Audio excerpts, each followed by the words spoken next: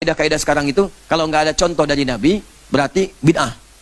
Yang nggak ada contohnya bid'ah. Dari mana Anda belajar kaidah itu? Apa semua yang nggak ada contoh itu bid'ah? Tidak. Nanti ada ukuran dalil.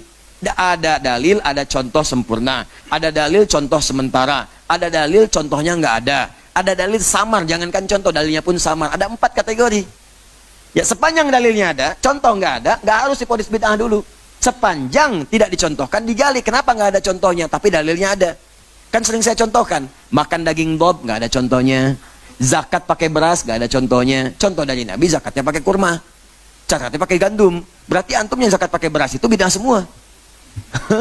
Ya, tidak. Merumuskan ilmu itu nggak begitu. Ada kaidah-kaidahnya, ada dasarnya. Kalau belum dasar ini, belum paham, jangan bicara. Itu yang berbahaya nantinya. Ya, jelas ya?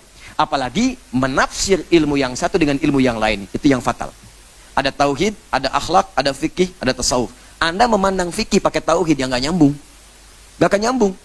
Ya, apa hukumnya? Kemudian, misal, apa hukumnya saya pengajian di Monas misalnya? Ya, mau pengajian di Monas, tapi dinilai dengan hukum tauhid yang nggak nyambung. Tauhid itu hukumnya hukum akidah. Hukum akidah nggak bisa dipakai menafsirkan fikih. Akidah itu hitam putih. Hitam putih. Nggak ada abu-abunya. Kalau fikih itu pilihan. Ya, tarihil ahkamul khamsah. Pilihannya pasti satu di antara 5. Bisa halal mubah, bisa tadi ke kiri makruh, kiri lagi kemudian haram, ke kanan sunnah, kemudian langsung menjadi wajib. Ya, bisa sunnah, bisa wajib, tengah-tengahnya mubah. Ke kirinya bisa makruh, bisa haram. Kapan itu menjadi mubah, makruh atau haram? Kapan kemudian jadi naik jadi sunnah? Kapan naik jadi wajib? Tergantung pada kondisi hukum yang menyebabkan itu dihukumi demikian. Disebut dengan ilat namanya. Jadi kalau belum paham ilatnya nggak bisa. Makanya tauhid diajarkan sebelum hijrah. Ya, fikih diajarkan setelah hijrah. Karena ketika hijrah sudah dekat dengan Allah, diajarkanlah fikih.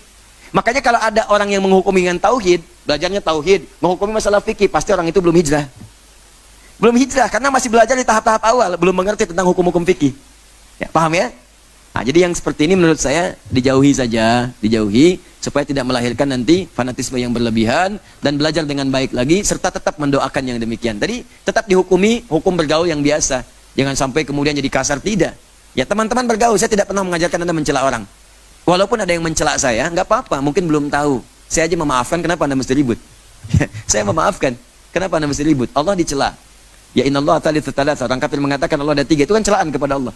Malaikat dicela, Rasul dicela, orang soleh dicela, sahabat dicela, tabiin dicela. Anda Tuhan bukan, malaikat bukan, Rasul bukan, Nabi bukan. Ya kan? Sahabat bukan, tabiin bukan. Terus gak mau dicela.